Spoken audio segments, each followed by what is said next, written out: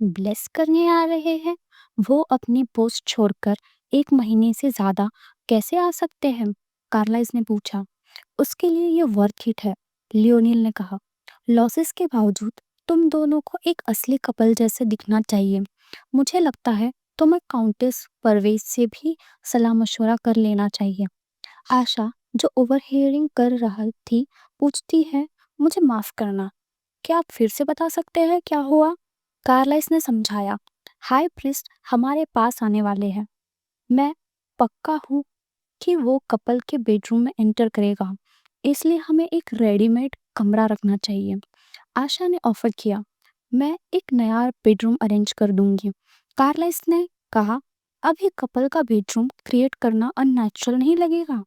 आशा ने कहा, यह रिस्की है कि सस्पिशियस हाई प्रीस्ट तुम्हारे ओरिजिनल रूम में एंटर करें। बेस्ट होगा नया बेडरूम सेकंड फ्लोर पर सेटअप कर दिया जाए। कार्लाइस ने एग्री किया। हम गेस्ट रूम्स में से एक यूज कर सकते हैं, लेकिन 2-3 दिन लगेंगे। लियोनिल ने डायरेक्टली पूछा, मुझे माफ कीजिए अगर ये इम्पोलाइट लगे, लेकिन मैं अभी भी नहीं समझ पा रहा। तुम दोनों पहले सेम बेडरूम शेयर कर चुके हो, फिर भी ये अलायंस जैसा क्यों नहीं लग रहा? कार्लाइस चुप हो गया। लियोनिल ने टीज किया, क्या वो रात भी तुम्हारे प्लान का हिस्सा थी और तुम्हें बस लोगों को धोखा देना था? आशा ने एडमिट किया, हाँ, कुछ हद तक ऐसा था। कार्लाइस ने थोड़ी शर्म के साथ जोड़ा, मुझे ये बताना था पर भूल गया। लियोनिल ने नाराज होकर कहा, तुम्हें याद रखना चाहिए था। खैर, मुझे लगता है लॉर्ड परवेज को हाथ बटाना चाहिए। आशा ने पूछा, क्या मतलब? सिसिलिया अपने कमरे में बैठी थी और उसकी असिस्टेंट एंजी उसे कंफर्ट करने की कोशिश कर रही थी। माय लेडी, एंजी ने जेंटली कहा, ये वो टी है जो लॉर्ड कार्लाइस ने आपको गिफ्ट दी है। वो जानते हैं आपको टी कितनी पसंद है। सिसिलिया अभी भी अपसेट थी। उसने कहा, वो कुछ नहीं जानते, उन्होंने यही टी सबको दी है और रिसेंटली उसने वही फ्लोर पर कपल का बेडरूम भी अरेंज करा दिया। एंजी थोड़ी हेजिटेट हुई, फिर पूछा, माय लेडी सिसिलिया। सिसिलिया अब स्पीचलेस और कार्लाइस से गुस्सा होकर बोली, मुझे थोड़ी देर अकेला छोड़ दो एंजी, मैं अकेले रहना चाहती हूँ। एंजी ने सर झुकाकर कहा, अंडरस्टूड माय लेडी, और क्वाइटली रूम से निकल गई। अकेले सिसिलिया के थॉट्स तेज चल रहे थे। कैसल का एटमॉस्फेयर आजकल अजीब है। ऐसा लगता है हिज हाइनेस का इंटेंशन डिवोर्स का नहीं है। अगर उसे क्राउन प्रिंस का टाइटल भी मिले, अगर कार्लाइस चले भी जाए, काउंटेस प्रीवोस्ट के लिए ज़्यादा फर्क नहीं पड़ेगा। उसे फिर भी रिस्पेक्ट और एडोरेशन मिलेगी, योर लॉर्डशिप से एड्रेस की जाएगी। वही मैं, मेरे बेवकूफ़ भाई, मुझे हमेशा मॉक करते जैसे जीत गए हो। मेरे फादर, जो हमेशा मुझे चेरिश करते रहे, शायद मेरा पीछा छोड़ दे। अगर ऐसा हुआ, सब कुछ जो मैंने हार्ड वर्क से बनाया है, वो सब बिखर जाएगा। मैं हारना अफोर्ड नहीं कर सकती। काउंटेस प्रीवोस्ट जैसी नहीं बन सकती। मेरे पास चॉइस नहीं है। मुझे किसी तरह एम्प्रेस का पोजीशन लेना होगा।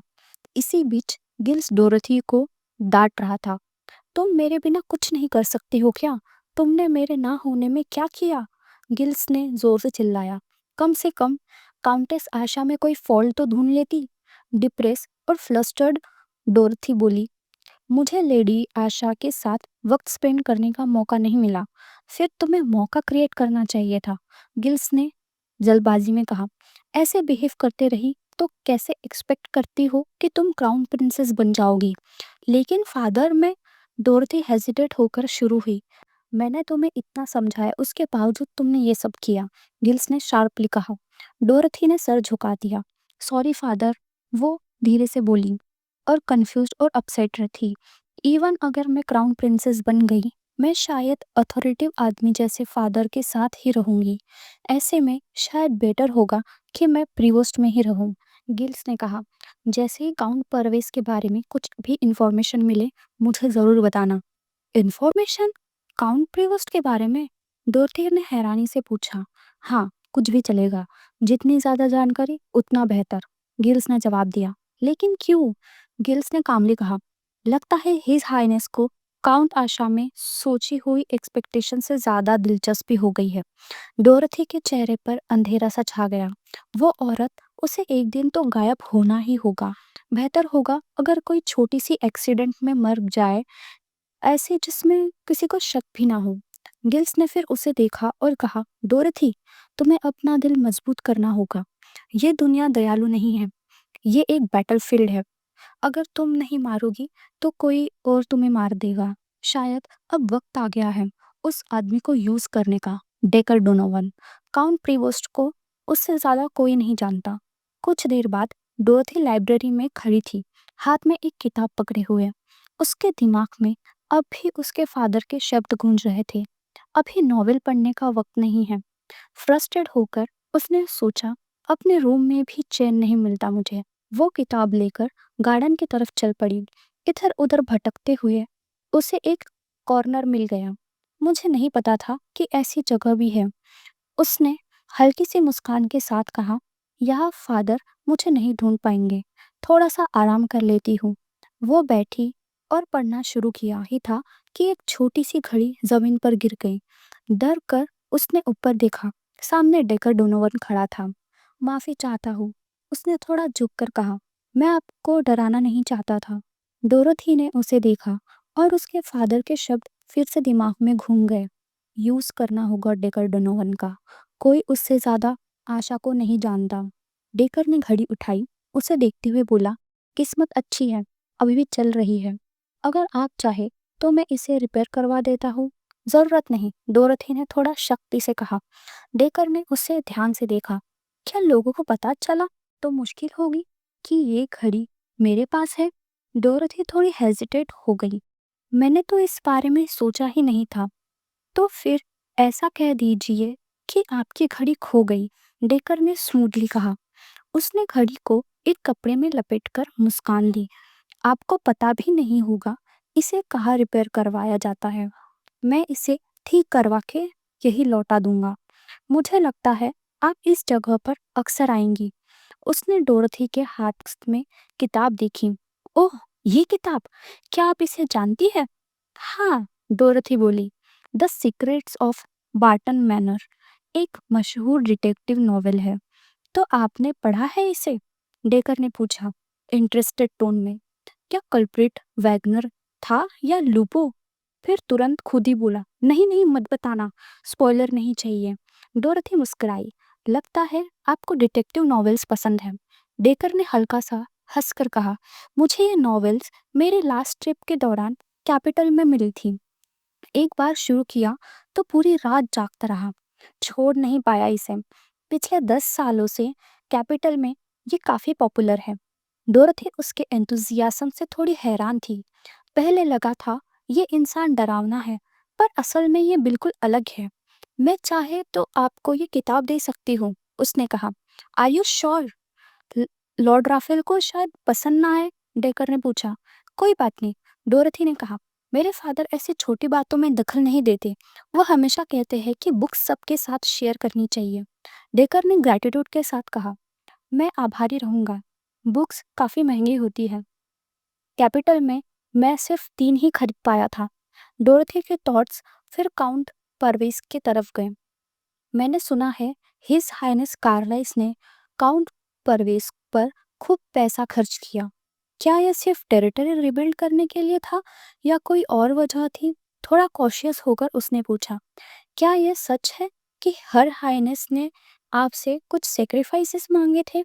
डेकर ने समझाते हुए कहा, आशा ने कंपनसेशन देने की कोशिश की थी, लेकिन हम प्रीवोस्ट के वॉरियर्स ने मना कर दिया।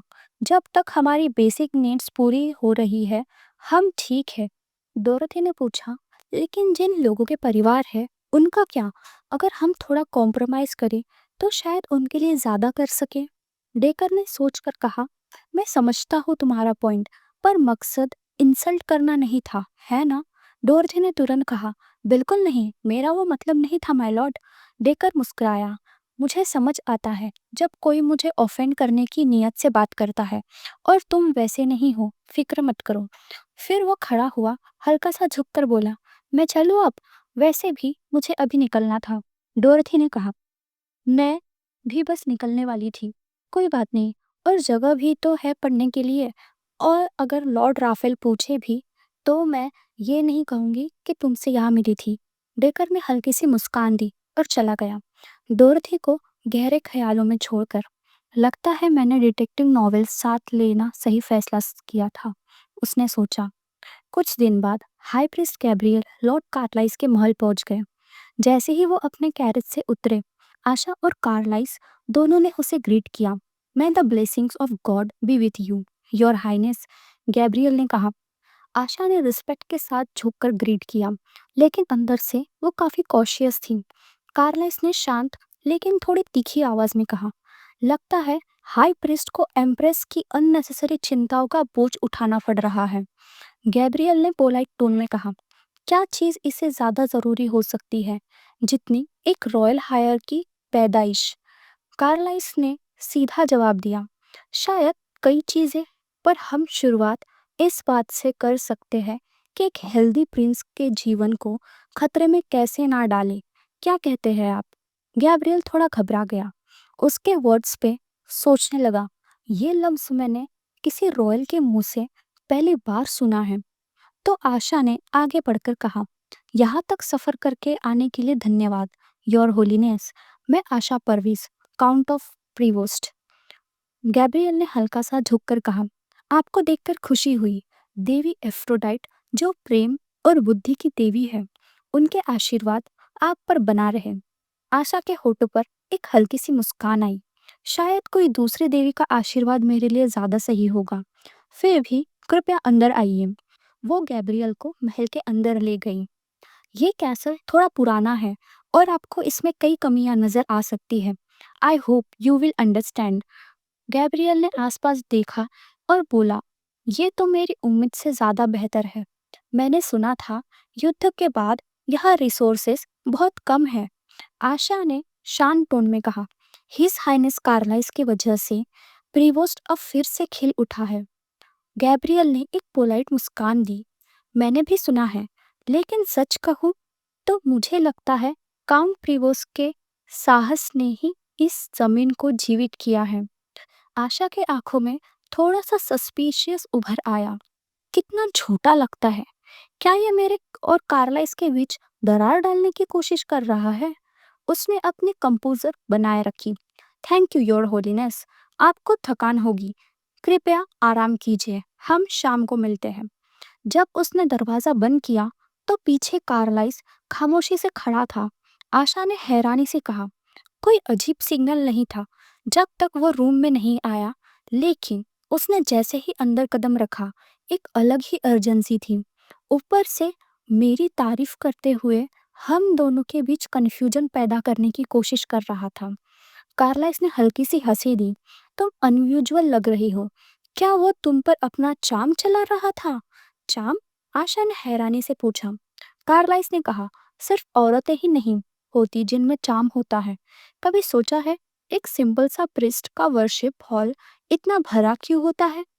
आशा ने भौं चढ़ाते हुए कहा, मुझे पता है, लेकिन वो मुझे फ्लैटर करके क्या हासिल करेगा। उसे मुझसे क्या लेना देना है। कार्लाइस के चेहरे पर कठोरता आई। तुम ऐसे क्यों बात कर रही हो। आशा ने कंफ्यूज होते हुए कहा, मैंने क्या गलत कहा। कार्लाइस ने ठंडे लहजे में कहा, काफी कुछ, और बिना कुछ कहे मुड़कर चला गया। आशा उस कॉरिडोर में अकेली खड़ी रह गई। मैंने क्या कर दिया ऐसा जो इतना बुरा लगा अब।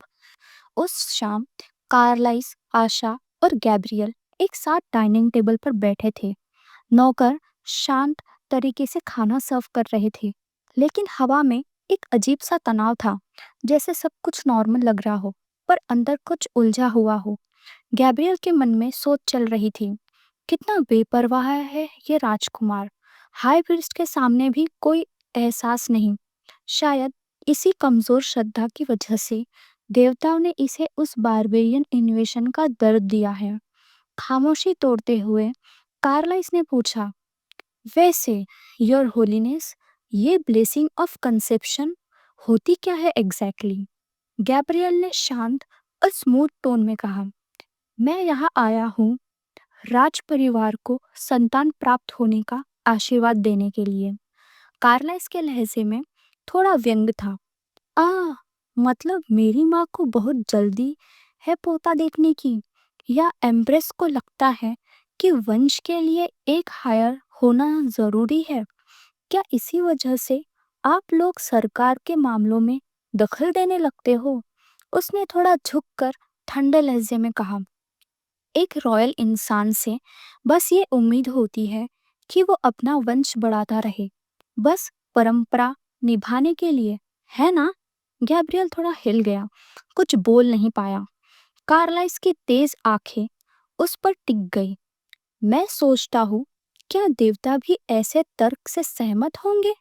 क्या आप देवताओं के नाम पर कसम खा सकते हो कि ये उनका ही आदेश है?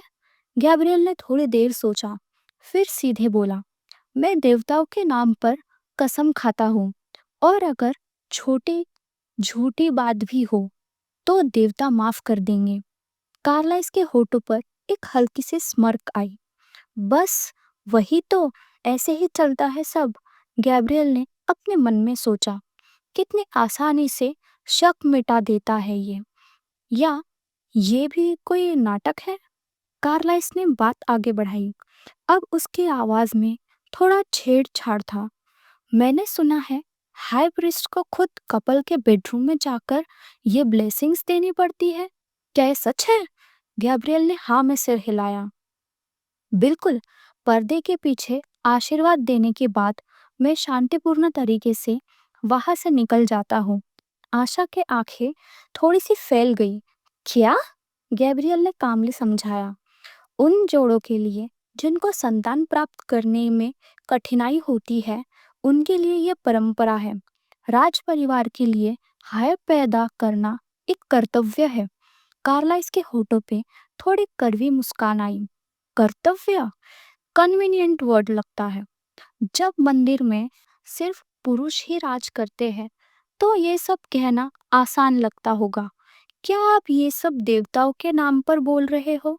गैब्रियल का चेहरा कठोर हो गया। क्या आप देवताओं की इच्छा पर सवाल उठा रहे हैं? कार्लाइस ने कुर्सी पे पीछे झुकते हुए कहा, तुम सिर्फ एक आदमी हो गैब्रियल। अगर तुम देवताओं की इच्छा नहीं समझ पाते तो देवता खुद समझ लेंगे। टेबल के नीचे गैब्रियल के हाथ मुट्ठियों में बंध गए। कितनी हिम्मत है इस आदमी की, जो मेरे डिवाइन मिशन को इतना हल्का समझता है ये।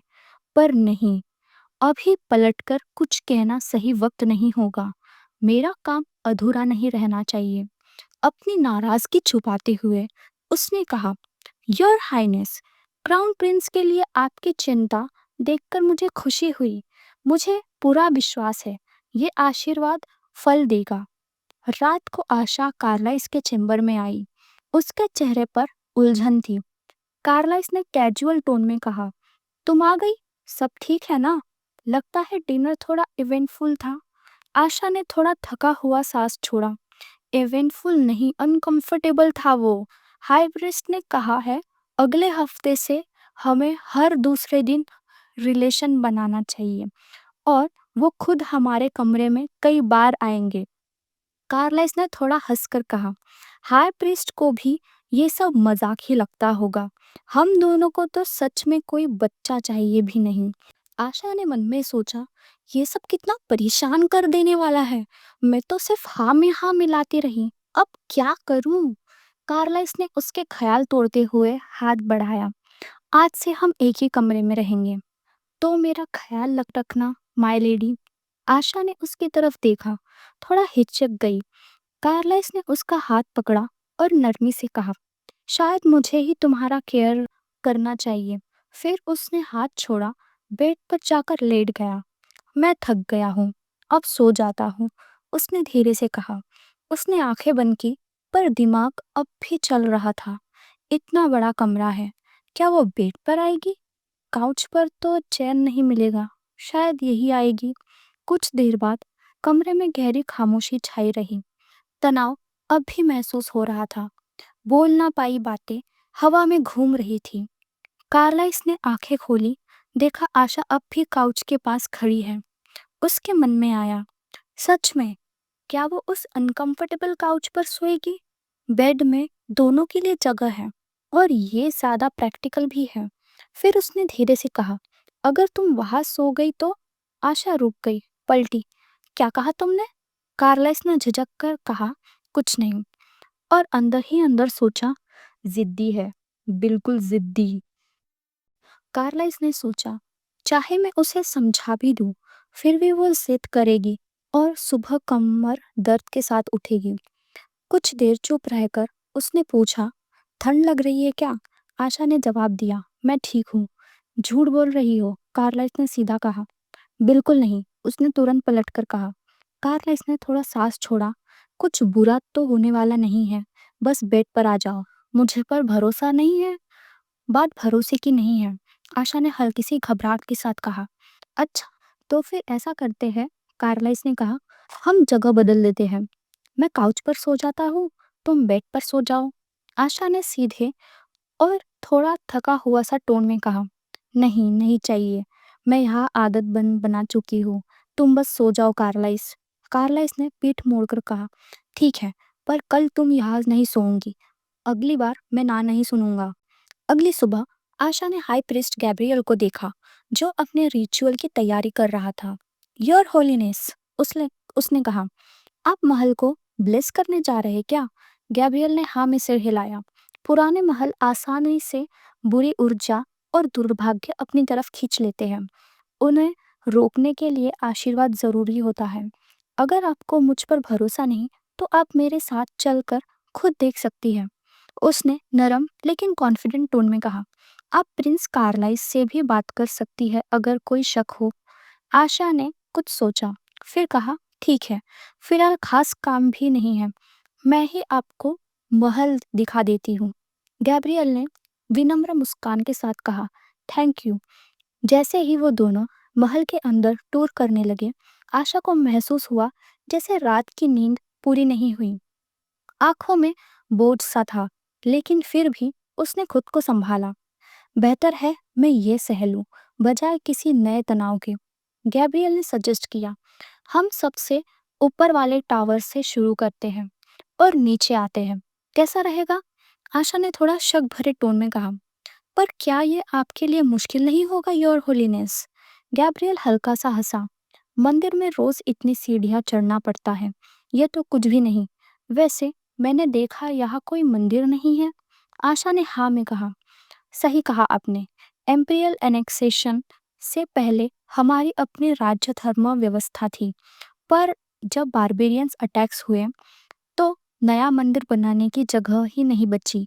गैब्रियल ने सोच विचार करके कहा, इसका मतलब यहाँ के लोगों को स्क्रिप्चर्स या देवताओं के बारे में ज्यादा ज्ञान नहीं होगा। आशा ने थोड़ा कठिन और गर्व भरे लहजे में कहा, शायद स्क्रिप्चर्स के अर्थ में कमी हो, लेकिन प्रार्थना में नहीं। यहाँ के लोग उतने ही श्रद्धा से प्रार्थना करते हैं जितना एम्पायर में होता है। एक समय था जब हमें सिर्फ प्रार्थना पर भरोसा करना पड़ता था, तभी बच पाए थे।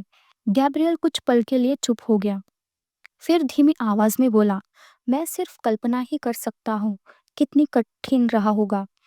मैं उन लोगों के लिए प्रार्थना करूंगा जिन्होंने अपनी जान गंवा दी। आशा ने हल्की सी मुस्कान के साथ कहा, थैंक यू। शायद ये इतना कपटी नहीं जितना मैं सोच रही थी, या फिर शायद ये सिर्फ एक पुजारी का फर्ज है। जब वो दोनों महल के सबसे ऊपर वाले वॉच टावर तक पहुंचे, गैब्रियल ने कहा, यहाँ से सीमा साफ दिखाई देती है। हाँ, आशा ने कहा, ये ऊंचाई हमें दुश्मन की हर हरकत पे नजर रखने में मदद करती है, इसी वजह से हम तुरंत सीना तैयार कर पाते हैं। गैब्रियल के दिमाग में तुरंत सोच चलने लगी, वो जमीन इतनी पास है यहाँ से, क्या काउंट प्रेवोस्ट सच में जानती है कि वहाँ क्या छुपा है? आशा ने कहा, मैंने सुना है उस क्षेत्र में एक अजीब सी ऊर्जा है। मेरे पिता कहा करते थे, वहाँ के बारबेरियंस और जंगली प्राणी सब मंत्रा से प्रभावित होते हैं, जैसे उनमें शैतानी शक्ति समा गई हो। गैब्रियल के चेहरे पर दिलचस्पी चमक उठी, तुम कह रही हो ये ऊर्जा डिमोनिक है? बिल्कुल, आशा ने कहा, कहते हैं वो ऊर्जा धरती के नीचे से सब जगह फैली है। गैब्रियल गहरी सोच में चला गया, यदि ये ऊर्जा मेरी शक्ति के बराबर है, तो मैं इसे अपने नियंत्रण में ले सकता हूँ। बिना डार्क मैजिक का सहारा लिए। ये एक बड़ा अवसर हो सकता है। उसने आशा की तरफ मुड़कर पूछा, इस साल की युद्ध कैसी रही? मुझे पता है प्रिंस कार्लाइस का योगदान बहुत महत्वपूर्ण था, पर लगता है प्रिवोस्ट सेना ने सबसे ज्यादा बोझ उठाया है। आशा ने साफ तौर पर कहा, अगर प्रिंस कार्लाइस नहीं होते तो हम हार जाते। दुश्मन के पास भारी सामग्री थी और उन्होंने कैटापल्ट का उपयोग किया था। कुछ तो अजीब मंत्रों के सहारे भी लिए थे। गैब्रियल ने अपने मन में सोचा, ये क्या मुझे परख रही है? कहीं ये देखना तो नहीं चाहती कि मैं एम्ब्रेस के पक्ष में हूं या नहीं? पर बाहर से उसने दया भरे टोन में कहा, बहुत भयानक रहा होगा। क्या आप कहना चाहती है बारबेरियंस ही इसके पीछे थे? प्रिंस कार्लाइस के बहुत दुश्मन हैं। मुझे चिंता है कहीं युद्ध की चिंगारी अभी प्रीवोस्ट के आसपास सुलग ना रही हो। आशा ने उसे देखा, फिर आंखें मोड़कर कहा, फिर भी ये बेहतर है उस एम्पायर से छोड़ दिए जाने और मारने के मुकाबले। उस रात आशा कार्लाइस के कमरे में आई। कार्लाइस ने पूछा, तुम आ गई? आज तो वो दिन है रिलेशन के लिए। आई डोंट नो गाइस, बेचारों को क्या क्या करना पड़ रहा है। तो स्टोरी कंटिन्यू करते हैं। आशा उसके सामने बैठ गई और बोली, क्या सच में वो हाई प्रीस्ट धोखा खा जाएगा? कार्लाइस ने शांत अंदाज में कहा, चाहे उसे शक भी हो, वो क्या कर लेगा? कंबल उठाकर तो चेक नहीं करेगा। फिर उसने पूछा, तुम नर्वस हो क्या? आशा चुप रही। कार्लाइस ने सोचा, मुझे लगा तुरंत बोल देगी नहीं। थोड़ा ऑकवर्ड होकर बोला, थोड़ा शर्मिंदगी वाली बात है, पर वो हाई प्रीस्ट जल्दी ही आ जाएगा। लियोनिल सिग्नल देगा, बस थोड़ी देर बर्दाश्त कर लेना। आशा ने हल्का सा सांस लिया। ठीक है, कार्लाइस बोला, कुछ मुश्किल नहीं है, बस थोड़ा सा भारी सांस लेना का नाटक करना। आशा ने अपनी चाय की सीप लेते हुए चुपचाप सुना, थोड़ा हैरान होकर बोली, वो भी तो थोड़ा एम्बेरसिंग होगा। कार्लाइस ने उसे देखा और सोचा, लगता है मैंने कुछ ज्यादा ही बोल दिया। फिर बोला, चलो अब धीरे धीरे तैयार हो जाते हैं। आशा ने अपनी चाय रख दी। ठीक है। कार्लाइस ने अपना शर्ट उतारा और बेड पर बैठ गया। आशा भी उसके पास जाकर बैठी। दोनों एक दूसरे के सामने चुपचाप बैठे रहे। कार्लाइस ने कहा, तुम्हारा बदन ठंडा लग रहा है। आशा बोली, गाउन थोड़ा पतला है इसलिए। कार्लाइस ने सांस ली। हम्म, मुझे रुक जाना चाहिए था जब तक हाई प्रीस्ट आता। आशा तुरंत बोली, नहीं ऐसा मत सोचो। ये सब ऐसा क्यों हो गया? पहले तो सब नॉर्मल लग रहा था। उसने मन ही मन सोचा। कार्लाइस ने उसका नाम लिया। आशा। जी योर हाइनेस, उसने जवाब दिया। उसने कहा, अब से मुझे कार्लाइस ही बुलाना। आशा थोड़ी हिचकिचा गई, पर उसने हाँ में सिर हिला दिया। कार्लाइस ने याद दिलाया, तुम्हें याद है ना जब हाई प्रीस्ट आए तो क्या करना है? याद है, उसने कहा, लेकिन उसके मन में ख्याल घूमने लगे। प्यार से बुलाना है, भारी सांस लेनी है, जैसे लड़ाई के टाइम टाइम लेती हूँ। तभी दरवाजे पर हल्की सी नॉक हुई। कार्लाइस बोला, लगता है हाई प्रीस्ट आ गया। वो आशा के पास झुक गया। एक और नॉक हुई और उसने सोचा, लगता है अब वो पास ही खड़ा है। इस बार कार्लाइस और ज्यादा करीब आ गया था। इसी दौरान हाई प्रीस्ट गैब्रियल कमरे के बाहर खड़ा था। उसके कानों तक हल्की सी आवाजें पहुंच रही थी, आशा, कार्लाइस। वो रुक गया, बेचैन होकर आंखें बंद करते हुए प्रार्थना करने लगा। अंदर से मिलती हुई सांसों की आवाज उसे और ज्यादा असामान्य लगी। अंदर कार्लाइस और आशा एक दूसरे के बहुत करीब थे। कार्लाइस के दिल में ख्याल आया, क्या यह सब सिर्फ एक नाटक है या सच में? देखते देखते उसकी नजर आशा पर टिक गई और बिना सोचे समझे उसने उसे किस कर लिया। बाहर गैब्रियल ने अपने कान पर रुमाल दबाया। पसीना पोंछते हुए उसने सोचा, मुझे लगता है मेरे कान गंदे हो गए हैं। पर ये दोनों, ये तो बहुत सच लग रहा है। सिर्फ धोखा देने के लिए कोई ऐसा नहीं करता। उसके मन में शक उभरने लगा। क्या सच में प्रिंस कार्लाइस को काउंटेस आशा से लगाव हो गया है? फिर तुरंत उसने अपने विचारों को झटका। नहीं, वो अहंकारी राजकुमार कभी किसी गांव की लड़की से प्यार नहीं करेगा। गैब्रियल ने बाहों को तना। शायद ये बस एक खेल है, पर अगर मैं उनके शादी को रोक नहीं सकता, तो शायद आशा को ही इस्तेमाल करना आसान रहेगा। कुछ समय बाद गैब्रियल ने प्रेयर रूम खोला और ध्यान से देखा। काश मैंने काउंट आशा के बारे में इतना ना जाना होता। मुझे नहीं लगा था कि ये लड़की इतनी मासूम और भक्त होगी। फिर उसके चेहरे पर एक हल्की मुस्कान आई। नहीं, शायद यही तो सबसे अच्छा होगा, एक भक्त और निर्दोष स्त्री। कार्लाइस जैसे अहंकारी आदमी के लिए परफेक्ट मोहरे। जब वो प्रेयर रूम देख ही रहा था, जेरोनिमो अंदर आया। योर होलीनेस, कुछ चाहिए आपको? गैब्रियल ने कहा। मैं महल के कोने कोने का एक बार और दौरा करूंगा। शायद कोई जगह छूट गई हो। जेरोनिमो मुस्कुराया। मैं आपके साथ चलता हूँ, गैब्रियल ने जवाब दिया। Thank you. जब दोनों चल रहे थे, गैब्रियल के मन में सोच चली। यहाँ कहीं तो एक अच्छी जगह होगी जहाँ मैं अपना डार्क मैजिक छुपा कर सकता हूँ। अंदर कमरे में आशा और कार्लाइस अब भी हल्की हल्की आवाज में नाटक जारी रखे हुए थे। कुछ देर बाद कार्लाइस ने धीरे से कहा, मुझे लगता है हाई प्रीस्ट अपने कमरे में वापस चला गया। उसने सोचा, मुझे तो उसके जाने की आवाज भी नहीं आई। आराम से सांस छोड़ते हुए बोला, गुड जॉब। आशा मुस्कुराई। आपने भी अच्छा किया योर हाइनेस। कार्लस हल्का सा हंस पड़ा। वो साला गैब्रियल अब पूरी तरह बेवकूफ बन गया होगा। आशा ने हामी सिर हिला दिया। मुझे भी लगता है। जब आशा सोफा की तरफ बढ़ने लगी, कार्लस ने उसका हाथ पकड़ लिया। आशा, मैं सोफे पर सो जाऊंगा, तुम यही रहो। वो चौंक गई। कार्लस ने समझाया, ठंडी हवा में तुम्हें सर्दी लग जाएगी। उसने उसे कंबल से ढक दिया। अगली सुबह दोनों साथ में नाश्ता कर रहे थे। कार्लाइस ने उसके सामने क्रीम पफ रखते हुए कहा, ये खाओ। आशा ने मुस्कुराते हुए खाया। बहुत टेस्टी है। कार्लाइस ने पूछा, पसंद आया? आशा ने हाँ में सिर हिला दिया। कार्लाइस मुस्कुराया। अच्छा लगा ये सुनकर, पर आशा के मन में संकोच था। वो सिर्फ मुझे खिला रहा है, खुद क्यों नहीं खा रहा? उसने एक और क्रीम पफ बनाया और कार्लाइस की तरफ बढ़ाया। आप ही खाइए, ये बहुत टेस्टी है। कार्लाइस ने उसका हाथ पकड़ा और सीधा उसके हाथ से बाइट लिया। आशा का दिल जोर से धड़क उठा। कार्लाइस ने कहा, जैसे तुमने कहा था वैसे ही डिलीशियस है।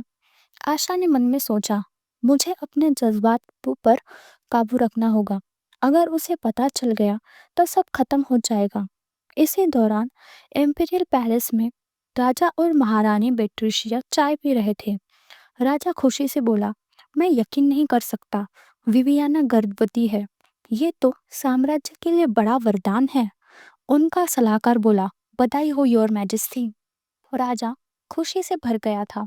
उसने मुस्कुराते हुए कहा, लगता है जो दवा मैंने दी थी, जो स्टैमिना के लिए अच्छी बताई गई थी, उसने तुरंत असर दिखाया।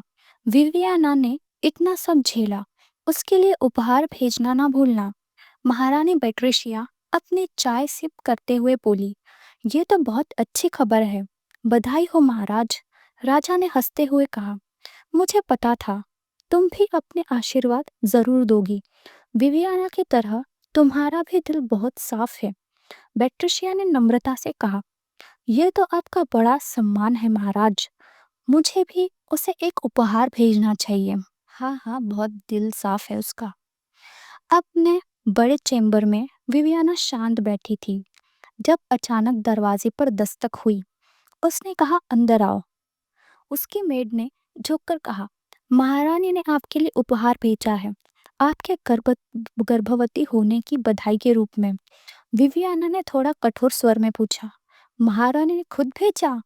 सहायिका ने कहा, जी, उन्होंने अपनी दो बेटियों राजकुमारी जोसेफाइन और चार्ली को भेजा है। विवियाना ने मन ही मन सोचा, महारानी ने अपनी बेटियों को क्यों भेजा है? इसका मतलब क्या है? फिर उसने कहा, उन्हें रिसेप्शन रूम में ले जाओ, मैं तैयार होकर आ रही हूँ। सहायिका ने हाँ में सिर हिलाकर कहा, जी मैं समझ गई। थोड़ी देर बाद विवियाना ने दोनों राजकुमारियों का स्वागत करते हुए कहा, धन्यवाद, आप दोनों यहाँ आई। मैं विवियाना पहली बार आपका स्वागत करती हूँ। राजकुमारी जोसेफाइन, एम्पायर की पहली बेटी, पहली राजकुमारी, मुस्कुराई और बोली, मिलकर खुशी हुई लेडी विवियाना। दूसरी राजकुमारी चार्ली ने भी कहा, ये हमारी पहली मुलाकात है आपके महल में। आप बैठ जाइए, आपके लिए खड़ा रहना आसान नहीं होगा। विवियाना बैठ गई और मुस्कुराते हुए बोली, तो आपने सुना कि मैं गर्भवती हो गई हूँ? चार्ली ने जवाब दिया, बिल्कुल, आपको नहीं पता पिताजी कितने खुश हो गए थे जब उन्होंने ये खबर सुनी। हम आपको बधाई देने के लिए कुछ उपहार लेकर आए हैं। बिना झिझक स्वीकार कीजिए। विवियाना ने हल्का झुककर कहा, बहुत बहुत धन्यवाद आपका। मुझे विश्वास नहीं हो रहा, इतने अचानक ये सब।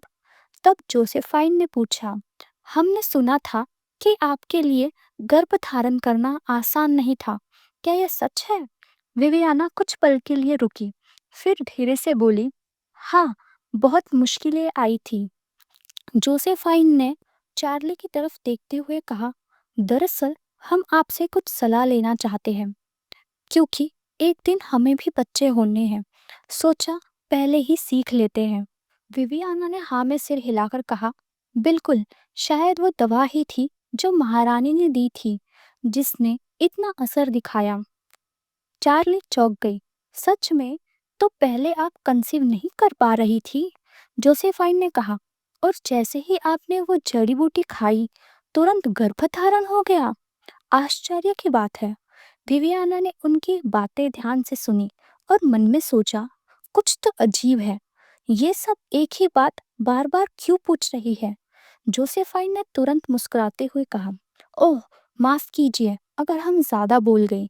हम बस हैरान थे, ऐसी जड़ी बूटियां भी तो होती है क्या? मुझे तो विश्वास नहीं होता कि माँ ने इतनी कीमती दवा आपको दी। फिर मुस्कुराते हुए बोली, लगता है माँ चाहती थी कि आप जल्दी से जल्दी माँ बने। लेडी विवियाना आज वो खुद नहीं आ सकी, अपने राज्य के काम में व्यस्त है, पर वो बहुत खुश थी और हमसे कहा कि उनके उपहार जरूर पहुंचा दे। चार्ली ने हाँ में सिर हिलाया और कहा, हाँ, माँ ने खास तौर पर यह कहा था। विवियाना ने मुस्कुराते हुए कहा, ऐसा है, मैं महारानी की बहुत आभारी हूँ। पर उसके मन में चल रहा था, ये सब है क्या? क्या मैं अब तक महारानी को गलत समझ रही थी? जोसेफाइन ने आगे कहा, मैं सच में हैरान हो गई थी जब सुना कि आप गर्भवती हैं। इतने समय से आप बच्चा नहीं कर पा रही थी। इसी दौरान अपने कमरे में हाई प्रीस्ट गैब्रियल खुद से बातें कर रहा था। ये तो और भी अच्छा हुआ। लगता है काउंट परवेज मेरी सूरत से प्रभावित नहीं होती, पर अगर मैं ध्यान से खेल खेलूं तो उसका भरोसा जरूर जीत सकता हूँ। मुझे उसकी अनुमति चाहिए होगी प्रेयर मीटिंग के लिए। फिर उसने गहरी सांस ली और कहा, बस वक्त आ गया है। वो घुटनों के बल बैठा, आंखें बंद करके मंत्र उच्चारण करने लगा, लॉर्ड लिबिडो, मुझे राह दिखाइए, मुझे प्रमाणित करने दे कि मैंने जो मार्ग चुना है वो सही है। अचानक उसके चेहरे पर दर्द का साया छा गया। उसने दांतों से होठ दबाए।